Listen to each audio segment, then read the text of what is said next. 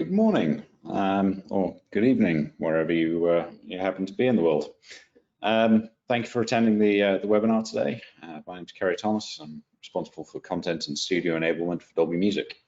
Today we're going to be talking about Dolby Atmos music for your headphones and some of the functionalities and workflows associated with that that might be of benefit and of interest. This is part of a webinar series. It's week 3. We've dealt with introduction to Dolby Atmos music and setting up your music studio in the last 2 weeks. And going forward, we'll talk a bit about specifications and getting out into the world. Actually, the second run through of this webinar series, there's new information available, which is why I'm excited to do this today. And we'll get to that a little bit later. But some very valuable resources that are coming out. Previous versions of the webinar are available on the Go to Stage there, and if you scan the QR code there with your cell phone, it will take you to the relevant information.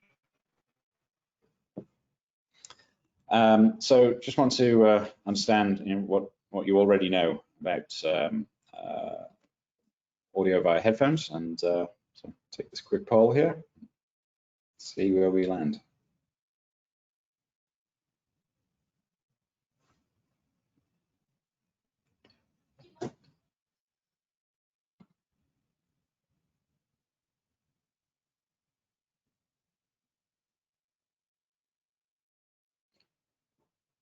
Okay. Good for me to know, so thank you for that. Okay, so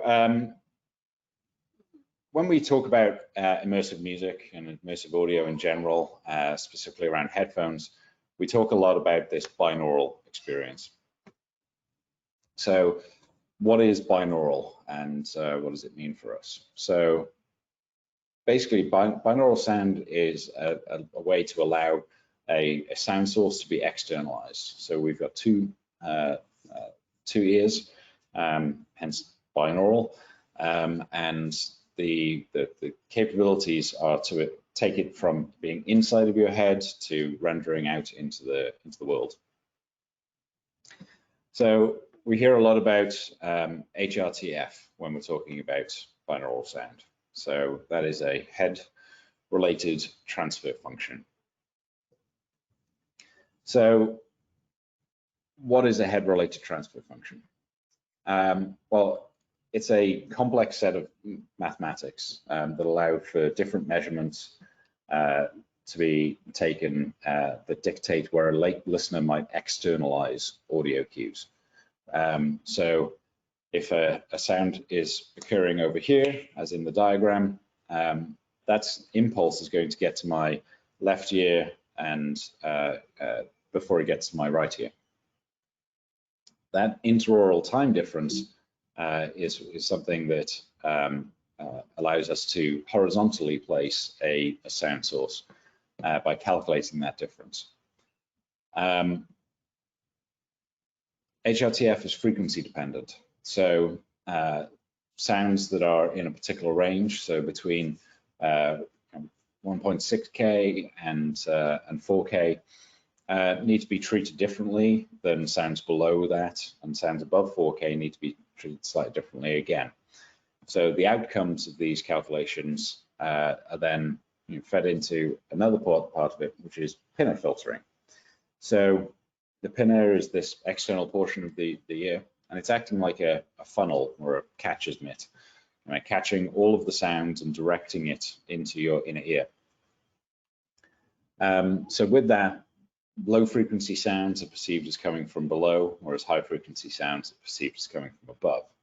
So if we were to, again, take this single source impulse and click in different planes, on different vertical planes, then the representation of that sound is slightly different in terms of frequency response. So we'll hear more of low frequency when it's down low, and then more high frequency when it's above. So the combination of these factors is what forms into your head-related transfer function. It's different for everybody. It also includes the physicality of the upper torso and shading and various other things. So pretty complex.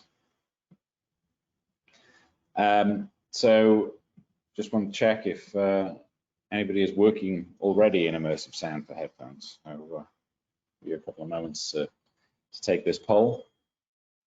This is really for my purposes more than anything else, just to understand where you might be.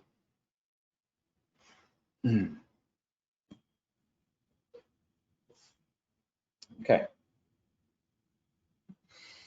Great. So it's about 50-50 on the breakdown, and some of you are using it for emulating studios. Nobody is working in Dolby Atmos, which is great for me. So it's a good starting point. Sound has never been one-dimensional. So we hear Atmos music and immersive sound in general referred to as being 3D. Sound has always been 3D. It's a propagation of sound waves out from a single source at its basic level.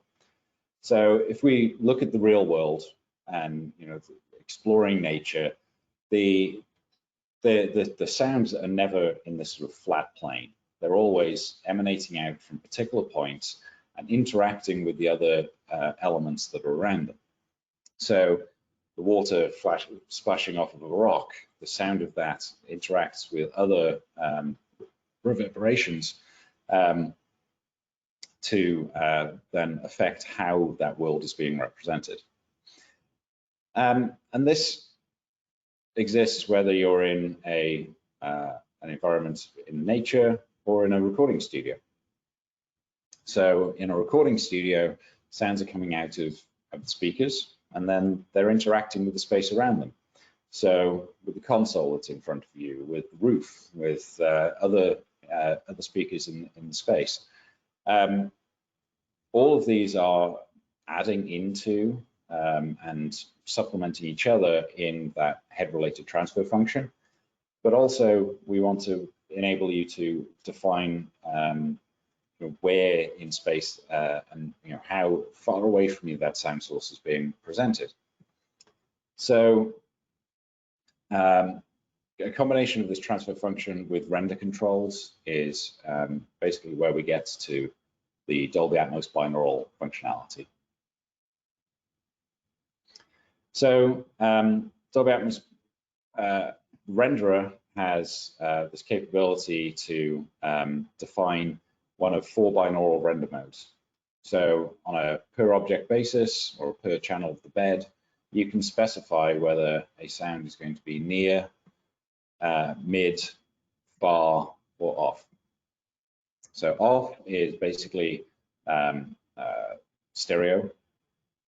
So as we've always known and loved it, near sounds that are very close to the listener's head, mid kind of a little bit further out from that, and then far would be on the wall of the studio environment. And then these can be manipulated and used creatively as well as factually. So if you had a vocalist, for example, you may want to set that to be near mode, even though the vocalist is actually on the center speaker, for example. Render modes per bed channel. So if you've got multiple beds, so these channel-based renders, so we've got this purple box here, that's the channel-based components. If you set the left channel to be near mode, every left channel of the beds in the rest of the mix will be left, but will be near mode. Whereas with an object, you might be able to specify any one of these render modes at any time to render into space. And LFE, because it's low frequency, is always off. It's just adding that support. So the renderer makes it very easy to get started with Dolby Atmos. So with just the renderer and production suite, you can actually get started much more quickly. So with a production suite 30-day trial and some headphones, you can enable what's called headphone only mode. So just here we have the headphone only mode in the preferences for the renderer, and that's going to negate any speakers you might have in the room and just output to those 2 channels. Headphones can either be in stereo render mode or binaural render mode. So this is going to be defining whether you're ignoring all of those render modes and or just and listening in stereo, or making use of them and understanding how your end users are actually going to listen in the real world. So for those of you that joined last week, we were talking about what you need in your studio setup. So today we're going to take a further look at where that might fit for adding headphones. So always starts with the renderer, whether that's a hardware renderer or production suite, and then with the source DAW. The interconnect between those, so the high channel count MADI or Dante, or the Dolby Audio Bridge production suite, and then going out to B-chain processor, so your speaker processing, where you'll probably find a monitor controller. Some amplification for the speakers. This is where it fits in. So coming out of the renderer, you can send a separate feed, doesn't necessarily need to go through the B-chain processor, and that can be for your headphones. So what do those devices look like? Well, headphone output devices are available. One that's shown there is the RedNet AM2, but solutions exist in marketplace from Avid, from RME. Focusrite have a wide variety of boxes, and as mentioned last week, the Grace Designs M908 is also available to do that output as well.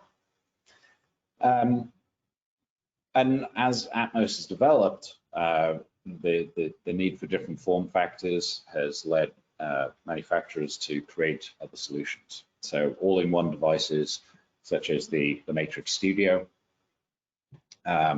allow for great flexibility in the workflow. So 16-channel outputs to speakers, capable of doing 64 channels out of Pro Tools and sending that via Dante, as well as doing speaker out, as well as doing headphone outputs. Similar unit from Focusrite also adds Thunderbolt capabilities. So you can connect USB-C, Thunderbolt into your computer system and make use of all the functionality that exists in this unit, as well as headphones. So pretty powerful boxes. So what gets delivered? Well, you're mixing for speakers, you're also mixing for headphones. It's a single master file that gets delivered, and then encoded into AC4 IMS. So AC4 is Dolby's next generation codec. It's designed to deliver binaural sources to mobile devices, and is being used for the music. And then the binaural render modes metadata is what is controlling that experience, playing back through the entire toolchain.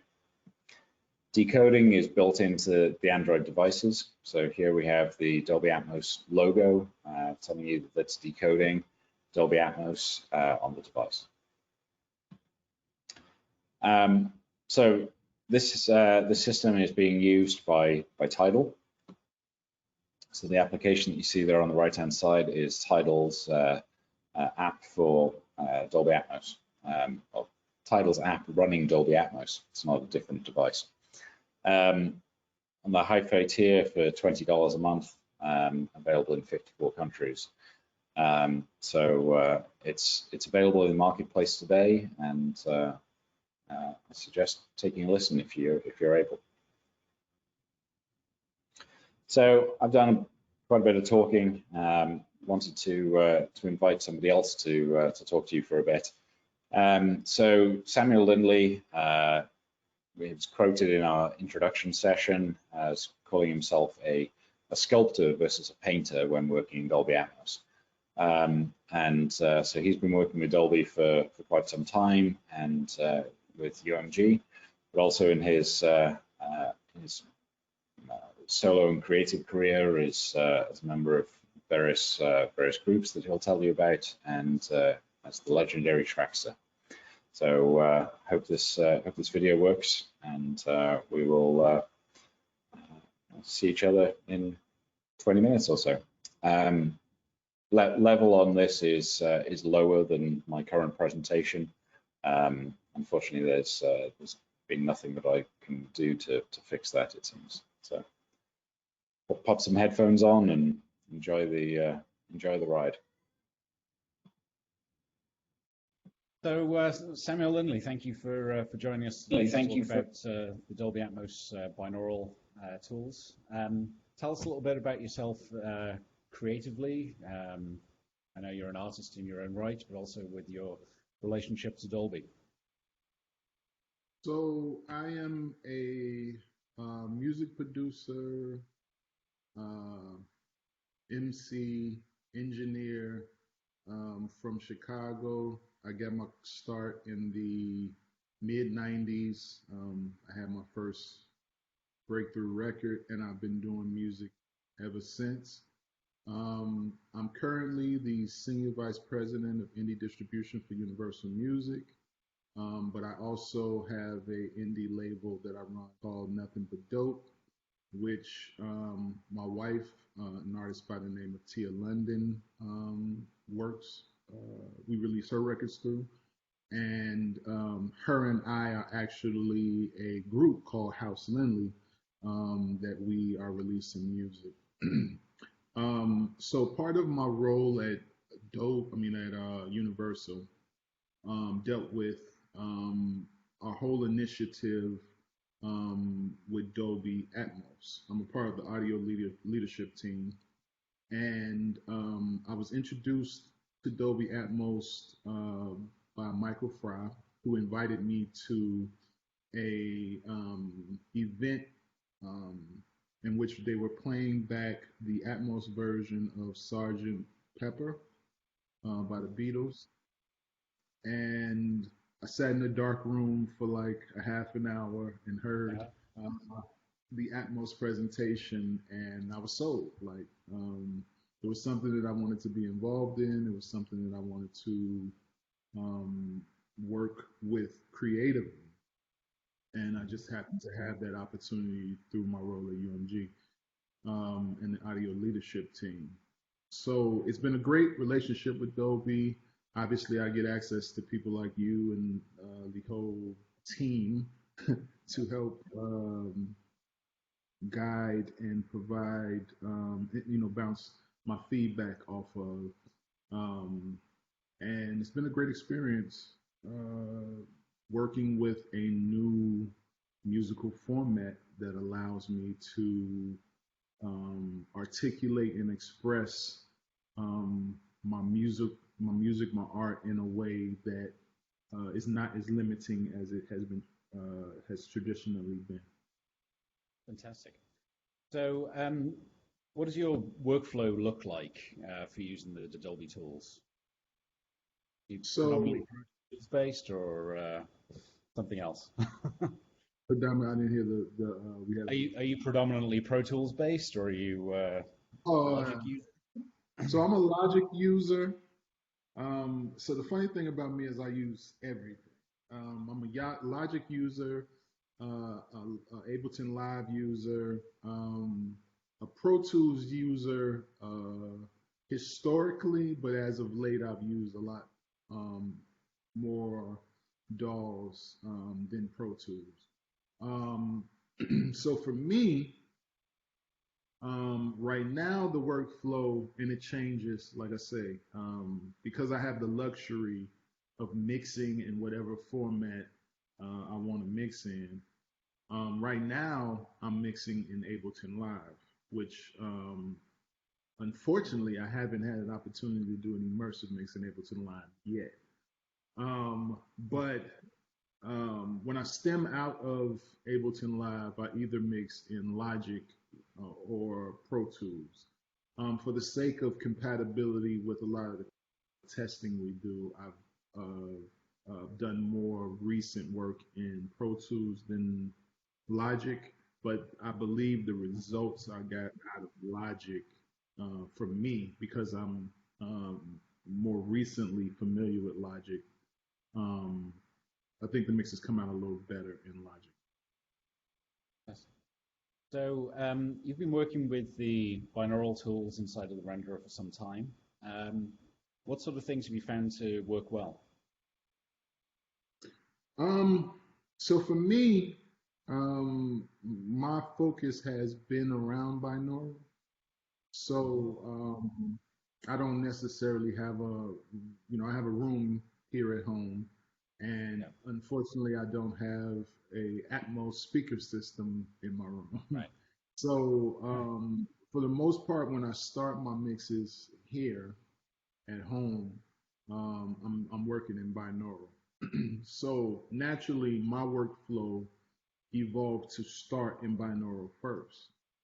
Um,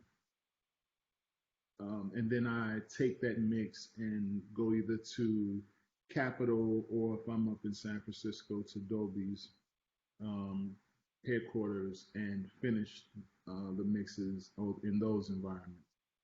Um, so for me, once I track everything out and I put it in the DAW that I am going to use to do the mix, I um, use the renderer and the binaural modes to articulate the mix for me.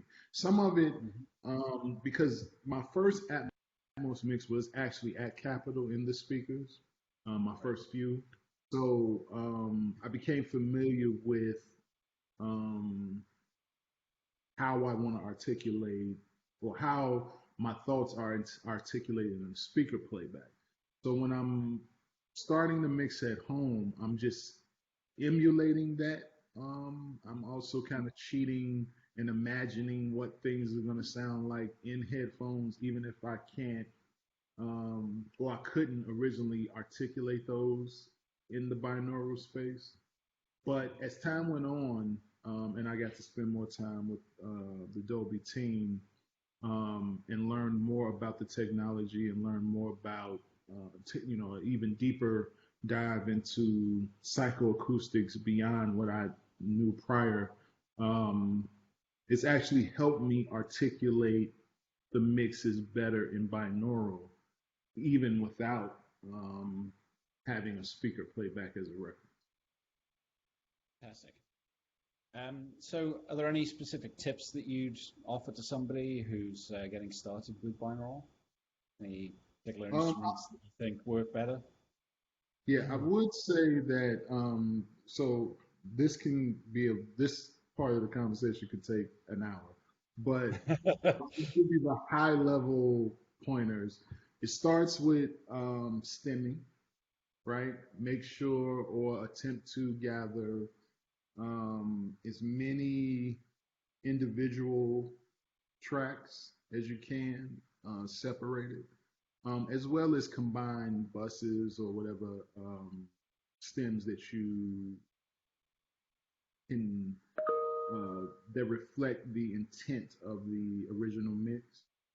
Okay. Um, so why do I say that? Because my workflow, and what I believe to be the ideal workflow, is to start your mix in headphones and binaural, and then finish it in a speaker environment. The Okay. reason that I believe that is the ideal workflow is because um, things that work in the binaural um, articulation don't necessarily work.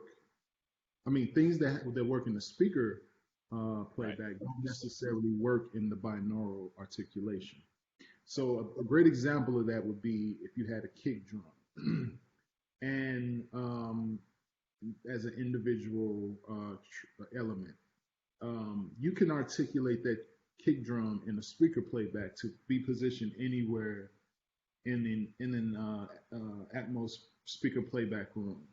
But in a binaural playback, there's certain psychoacoustic limitations that prevent that kick drum from necessarily being placed in your upper right, in the upper right of your environment. One of those limitations is the spectral content that makes up that kick drum. Um, it's basically doesn't have a lot of energy in the frequency range that our mind associates with elevation. So, Right. and I don't want Poppy or anybody to like. I'm giving you my best explanation. It could be slightly tweaked in how I'm articulating it, but that's the general idea. Yeah. So, Low sounds come from low, right? right, low sounds come from Yeah. low, high sounds. So, that being said, if you have a if you approach a mix in the binaural space, you adhere Mhm. to those limitations first and foremost. And then when you get to a speaker playback, um, whatever you've been able to articulate in headphones translates to speakers. Now, if you do it the opposite way and you do some weird lows up high and highs down low Right. articulation of the mix, that's not going to translate in binaural. So for me, having and I'll go back to tracking, having those elements separate opposed to combined is essential in being able to articulate certain positions of Mhm. elements. So, for example, in a drum kit, you can have a combined drum kit with all the sounds of the drums combined, but because of the spectral makeup of that track, it's going to be harder to articulate different parts of that track in different positions in the binaural space. So having the choice to have those individual elements and the combined elements, I think, is a real advantage in articulating the binaural mix, which should be the same mix. But if you can have those individual elements, I think that you can have more options. Another tip would be having wet and dry stems, especially when it comes to vocals. Um, and the reason for that is there's a bunch of different techniques, and like I said, there's so many. It's hard to just express them all in this Yeah. uh, session. But Yes. there's all types of tricks to position vocals at one position and the associated reverb in another position to get the spatial articulation. So you want as many dry and uh, effects only tracks as you can get when you stemming out. Now, in some cases, we won't have the access to that. But and then you can come up with other ways to, um, you know, get a dry signal and a wet signal out of a particular stem. But I think stemming is very essential. Having as many single elements that you can get, and then also having dry and wet versions of those elements. If it's not, baked into the essence of the stem, right? So if Right. you can get a drum vocal with a rep, rep, and obviously if you got a synth that has the specialized delay on it, you Yeah. keep that combined, right? But I mean, if you can separate it, that's what you do. You get as many stems as you can, so you can have as many options when it comes to articulating the idea. It's not as simple as just panning an element to a position. Sometimes that articulation, especially in the binaural space, is about layering different cues on top of each other, or even layering different tricks on top of each other to give the perception of locality of a particular element. So as many stems as you can get, wet and dry signals, those would be my top two um, techniques or things that you should do in order to have a more successful binaural experience. And then that will translate to speakers also. Fantastic. So you mentioned this idea of layering. Do you find mixing and matching in those layers, the different binaural render modes, um, helps you get clarity or? Yeah, so for me, and of course this is not how everybody would articulate this, but for Yeah. me, um, when you think about the phantom center in a stereo mix, you think there's a speaker on the right, a speaker on the left, and actually this is my right, this is and then there's a phantom center.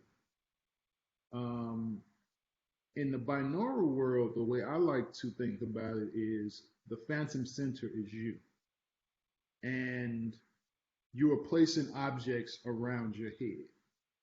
Hmm. So what the binaural render modes do is they articulate distance from the center of your head, right? Now this is not necessarily how the renderer represents it, but I think Yes. this is an ideal way to think about binaural mixing. Um, so let's think of your head, and then you're in a box. You're in a slightly Mhm. smaller box than you Right. are in a speaker playback, right? Because Yeah. headphones are skiddled down. So you're positioning objects above you, behind you, in front of you, um, and then the render modes are expressing distance from the center of your head. So near, Yeah. mid, far, right? Um, so when you're trying to position something um, in a binaural space or in the overall Atmos space, um, you are positioning things further from you, closer to you, and in particular directions. So that's what the renderer modes express in the binaural mix. Where exactly this position is uh, in regards to distance from the listener. Whereas in a speaker playback, that is expressed and articulated by a combination of speakers expressing this position or that position. So that's why, I think that the renderer expressing exactly where you're placing it in the speaker playback is essential to understanding what the um, speaker playback will sound like when you're mixing in binaural. But you should also keep in mind that the renderer modes are the expression of those distances. So you can basically place, let's just say there's an object hard right. Yeah. Um, in the speaker representation in the renderer, let's say I got it right up against the wall in the speaker playback. In the binaural representation, that position can either be right here or Mhm. the Right. furthest distance it can be. And that's what you use the renderer modes to determine for the binaural representation. So I think that even when you're mixing in binaural, you have to think about both playback environments um, and express the speaker playback simultaneously while expressing the binaural representation. Even though if you're mixing in an environment where you got speakers and headphones, then that's essential. I mean, that's exceptional. You can just take the headphones off and listen to how the position in the speakers. But if you're Yeah. just mixing in headphones, you got to kind of imagine that positioning in the speaker playback and express it in the binaural uh, space with the renderer modes. And that's why, for me, I've started mixing with the binaural render modes, and that expression of distance is a part of my placement process. And then I check that in a speaker environment later on and make sure that the intention is all translating to the speaker playback. And how do you find that translation from headphones to studio and vice versa? I think it's definitely the directional information and using the render as a visual aid to help position the speaker playback helps a lot. So I think the renderer is a very essential tool of the, I know as engineers, we all want to say, turn the monitor off or use your ears, but this is one of those cases where you got to use your eyes too. Yes. Especially if you if you're mixing in binaural, you got to use your eyes too. But I think the translation has been pretty consistent. When I get to a studio, everything, because again, I'm cheating. I'm imagining where things are positioned, so they end up being where I expect them to be. The thing that's a little challenging for me, or has been challenging in the last few mixes, is accurately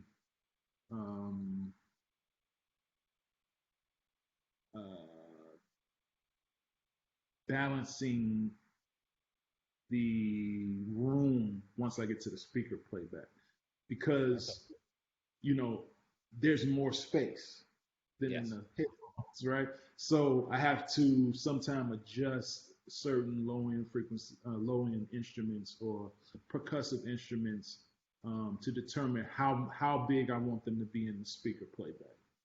They appear to be pretty big in the binaural playback, but then when I get in the speaker playback, I may have leaned them either forward or backwards and need to even that out. So usually it's, maybe 20, 30 minutes of tweaking after I get to the studio to make sure that everything is in the speaker playback represented how I intended in the binaural playback, and in my anticipation looking at the render and cheating did everything translate.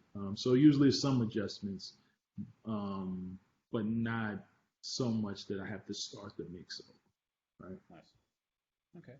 Well, thank you so much for taking the time to chat with us here today, and I look forward to hearing what you come up with the tools as you go forward. So thank you so much. Thank you for having me, and happy mixing to everybody. Cheers.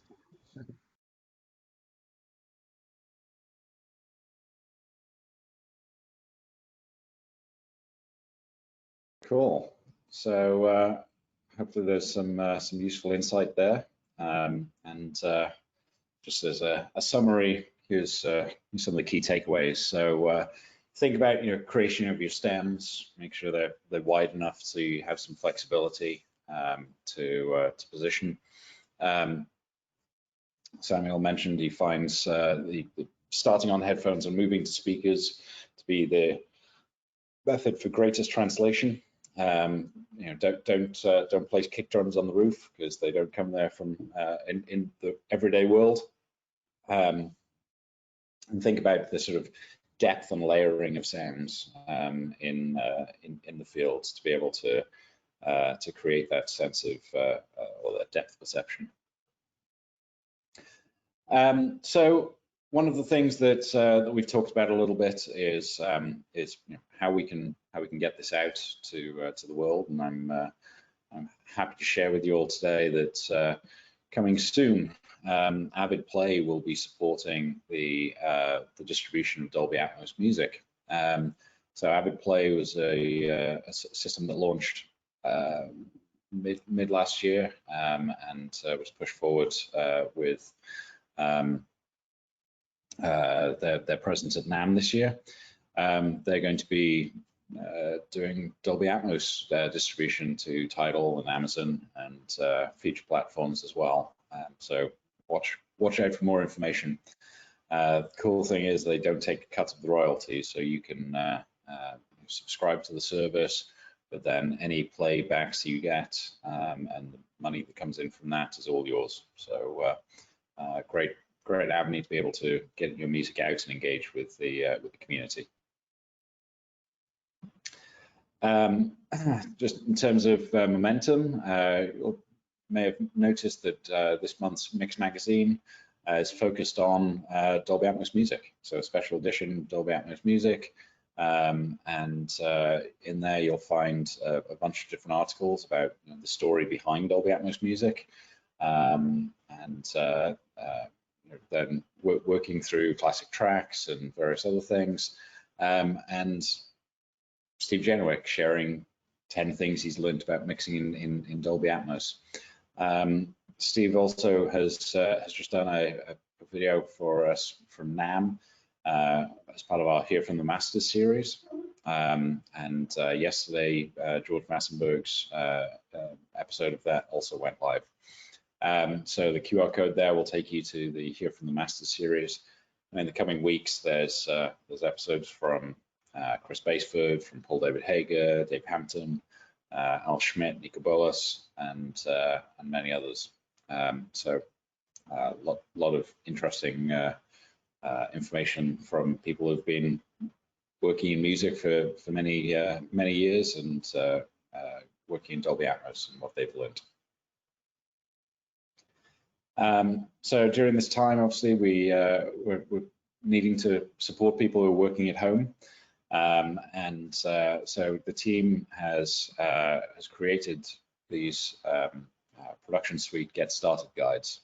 So covering Logic, Ableton, Pro Tools, Nuendo workflows for getting set up with the renderer, connecting to the renderer from different DAWs, and making that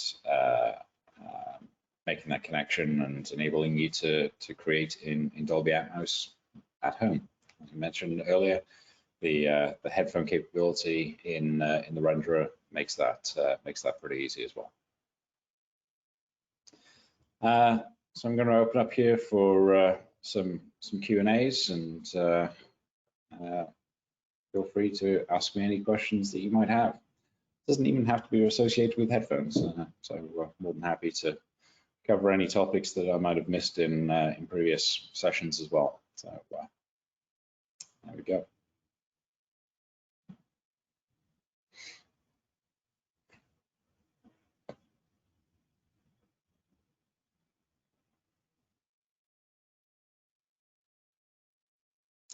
Cool. So I have a question here about any specific headphones that we recommend. No, we don't recommend any specific headphones for mixing Dolby Atmos. You don't need special decoders or anything like that. A decent pair of studio headphones.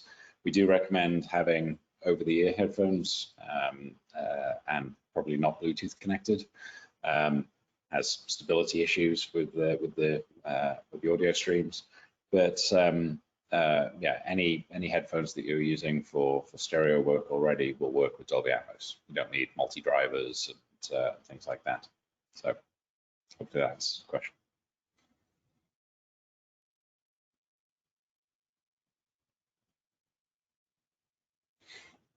What do I use? So I do a lot of travel, so I spend an awful lot of time listening on my Bose Quiet Comforts on airplanes. But when I'm sat at my desk, I use some Sennheiser HD 650s to listen to music, and I've used a variety of others, from Focal Clears to the DT 770s from Beyerdynamic, and various other factors as well. So the translation is reasonably transparent between different headphones, so you should be able to make something work.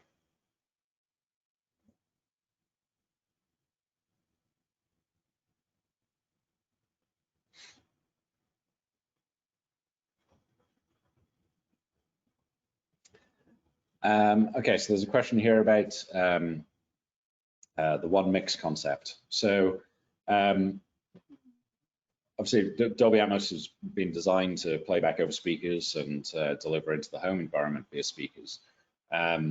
So that translation has been pretty well established for a number of years now. With Dolby Atmos music and specifically the binaural workflows, we've been working very closely with the labels and mixers at those labels and independents to understand how best to represent those needs. And mixers for stereo music have been referencing on headphones, referencing on small speakers, making sure that what they're doing in the studio is translating in the best possible environment for their listeners, for their customers. And so they're always monitoring what those differences are. So with the addition of the binaural render modes for Atmos, that's just taking it a step further. So giving them creative control over how each of those elements or instruments or voices might be perceived and translated in the consumer's headphones just allows them this greater sense of control. So you can, and in fact, all of the music that's available on both Tidal and on Amazon comes from a single mix source. So there's not a binaural version of a particular track. It's a single Atmos master that has been encoded into either DB+ Jock for speaker-based playback or AC4 IMS for playback over the Tidal application.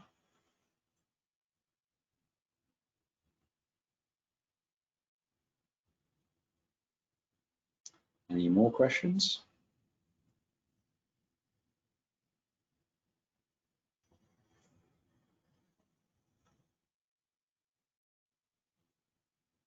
No?